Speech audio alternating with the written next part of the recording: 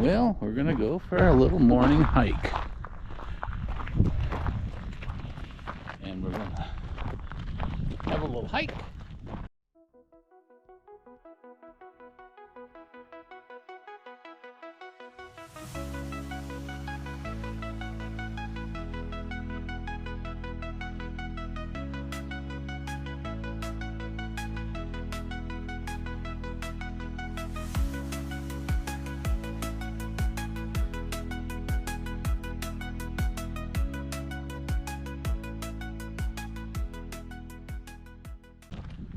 See what's going on, because it's supposed to get breezy.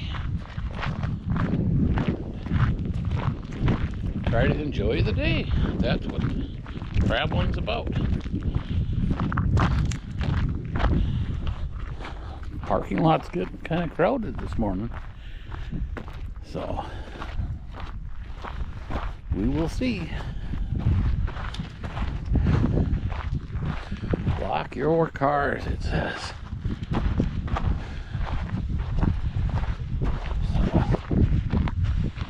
Nice little trail.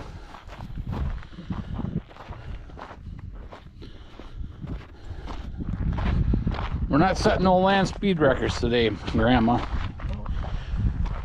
Okay? Nope.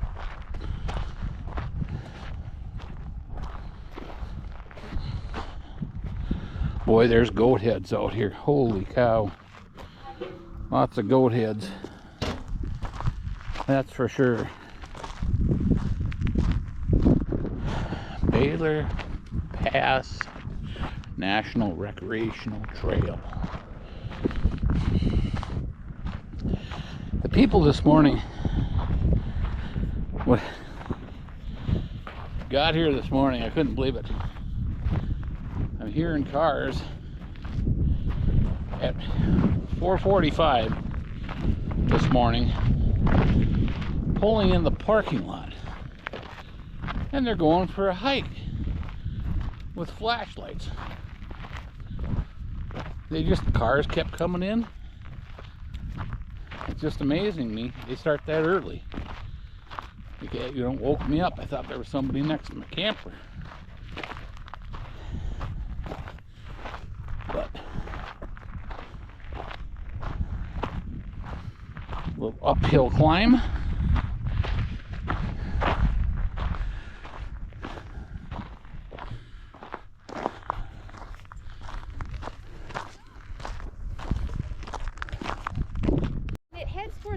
That will actually take you over into Aguirre Springs State Park. Okay. But if you just keep going, it gets really pretty because there are really big boulders and the landscape just gets very interesting right at the foot of where the mountains start. Okay, so just to the foot of the mountain there? Well, it'll actually go all the way over and connect with Aguirre Springs on the other side. Wow. You just go as far as you want to go, but kind of like once you get past this little jutty, yeah, this jutty outie to be specific, that's where it just gets really interesting. Oh, okay. Yeah. How long is this trail? Don't know. A couple miles. Oh, okay. We usually spend an hour and a half out here. Sure.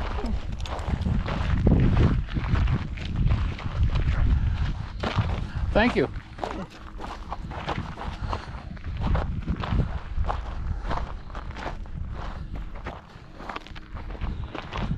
So the trail goes over that mountain.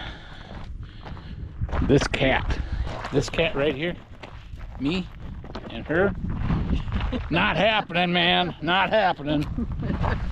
My butt doesn't say billy goat.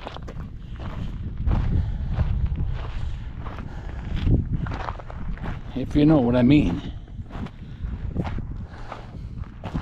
I'm just out for the casual thing.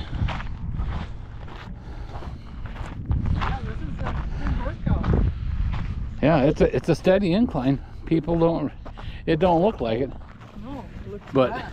you look down there, it's a steady incline.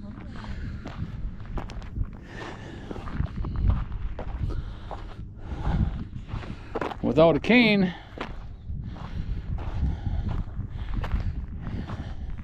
I don't think I'd do it. I'm not that steady on my feet. My vertigo spells kick in and I gotta have my third leg. How you doing, huh? Catch up to mama. They're cute. She's got 3 dogs, and she was telling us that she's out here quite a bit hiking with her dogs. Nice gal.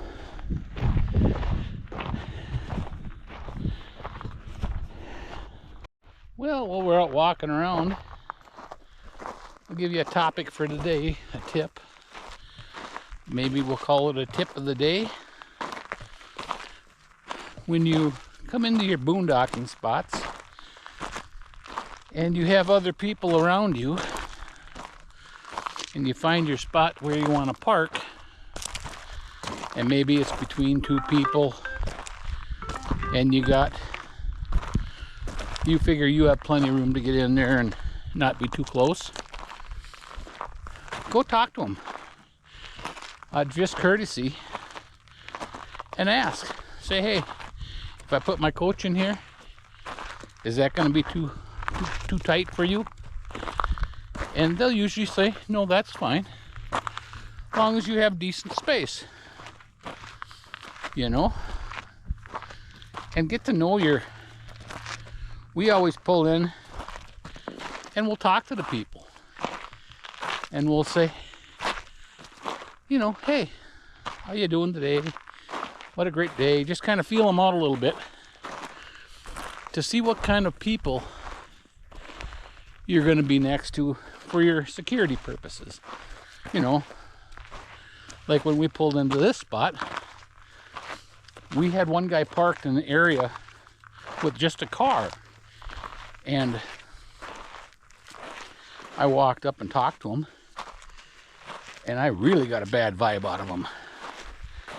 He said some stuff to me that was not too pleasant, let's put it that way. So we kind of backed our camper into an area by a couple other people and waited him out to leave. And he left, and then we pulled our coach into that spot. But the other people around us were nice people, very good people, and generally they are. So that's the tip of my day, is just kind of check out your surroundings, the people-wise, that are camping there before you set up camp, just for your own safety.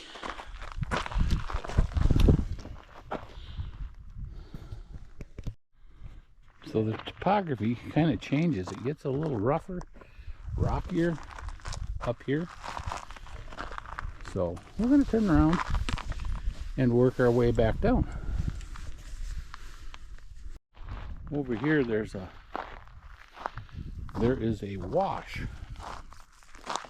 Big wash over here. I kind of watch it because we've seen rattlesnakes. So I'm kind of watching my step here. But there's a natural wash that goes right down through here, and it goes all the way up the mountain into that little V up in there, and the trail goes up here, right up here. I don't know if you see my finger, but it goes up here and goes over the peak and over to the other side to a different part of the park. And they have a informational deal over there, and it's kind of interesting on the area.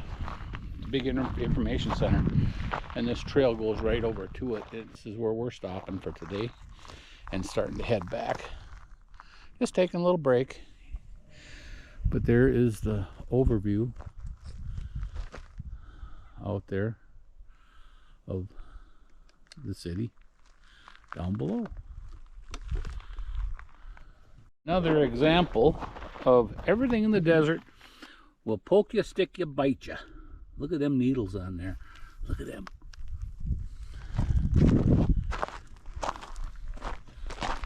But not as bad as a jumping cholla anyhow. Them stinking things. speaking of jumping cholla, let me tell you a story. It's story time now.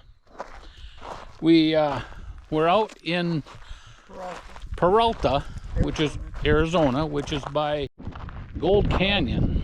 Peralta is by Gold Canyon, Peralta Road in Arizona. So anyhow,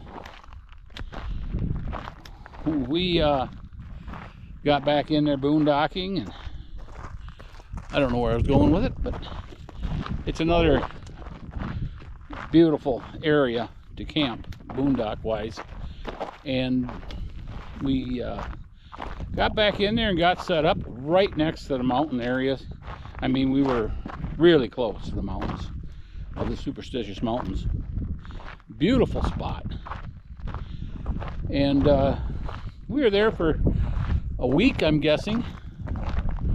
And along about the second day, I'm doing my little check around the camp and doing this and that. And there's cattle and horse riding clubs going by, but there's open range, so there's longhorns and whatnot.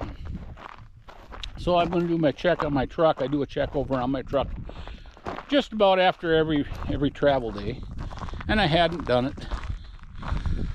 So I open the hood up, and lo and behold, if I can find the picture, I'll try to stick it in here, but I don't know if I'm going to be able to. Open my hood, and right to the top of the hood, level with the motor, I mean, it was full of cholla cactus, plumb full. We had a friendly desert rat.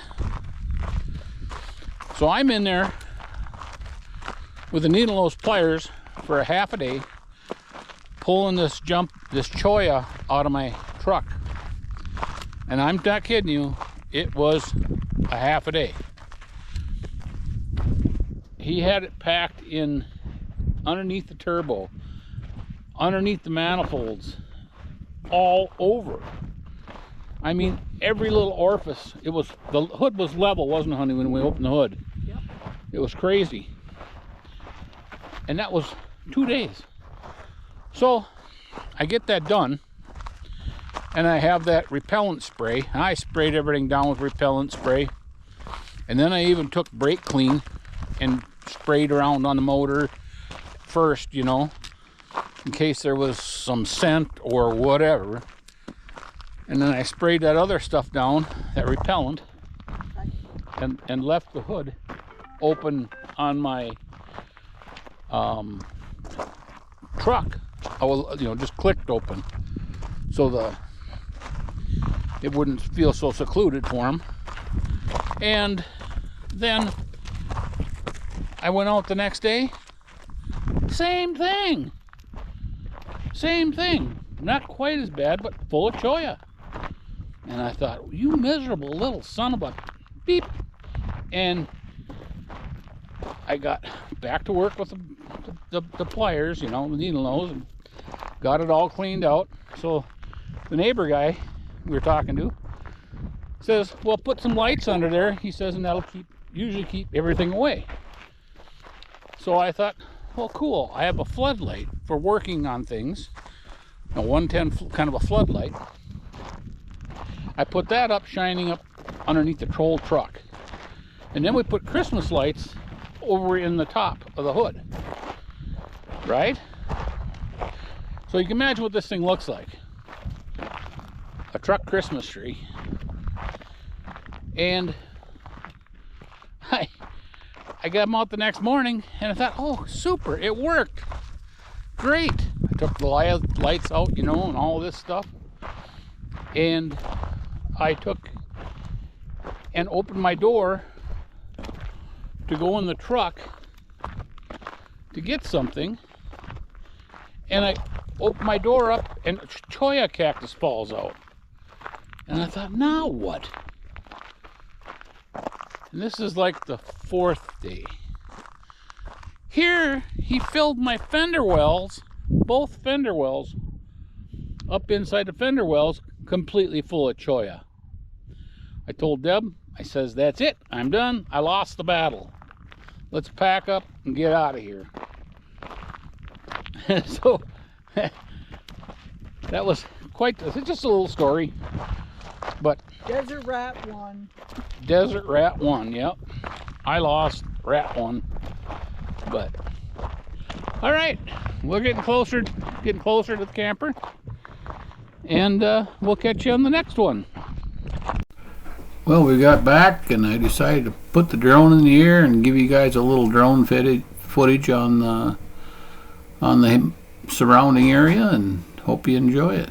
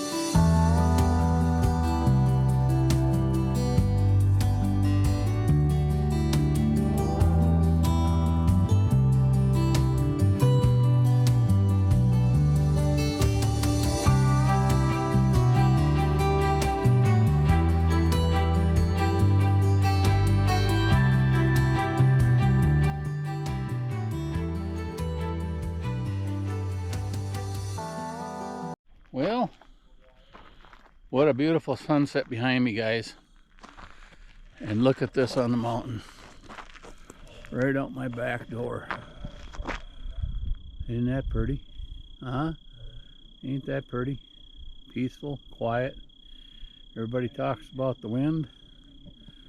And there's not a breath out here, man. It's beautiful.